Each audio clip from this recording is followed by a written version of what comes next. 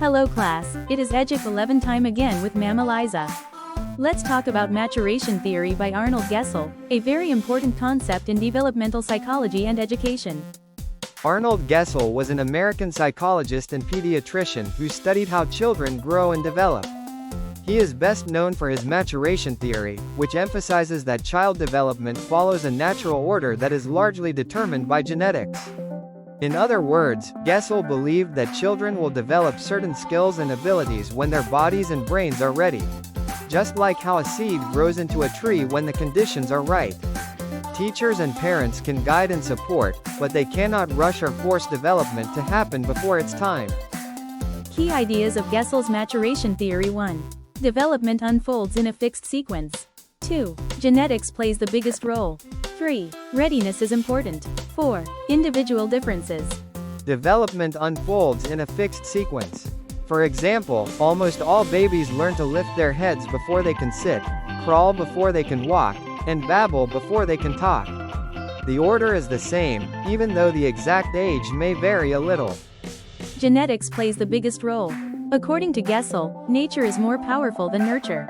While environment can support development, the child's biological timetable controls when milestones will happen. Readiness is important. A child must be physically and mentally ready before they can successfully perform a new skill. For instance, trying to teach a 6-month-old to walk is impossible, not because they don't try, but because their muscles and coordination aren't developed yet. Individual differences. Some children may walk at 10 months, others at 14 months. Both are normal, because development is not about speed but about following the natural sequence. For classroom examples, in motor development, example is, imagine you have toddlers in a daycare. One child can already stack blocks while another still struggles to balance them.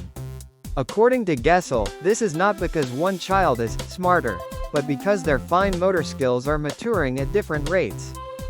Another example is in reading in school. Some grade 1 students quickly learn to read sentences, while others can only recognize letters.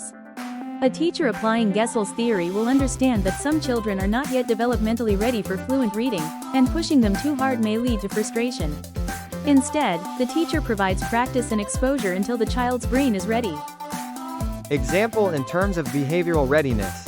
A preschooler may throw tantrums because self-control is not yet fully matured. Teachers who know Gesell's theory understand that expecting adult-like patience from a 3-year-old is unrealistic. Now that you know about this, here is its application in teaching. Teachers must observe the child's developmental stage instead of just their age. Activities should be designed according to what children are ready to do, not what adults want them to do.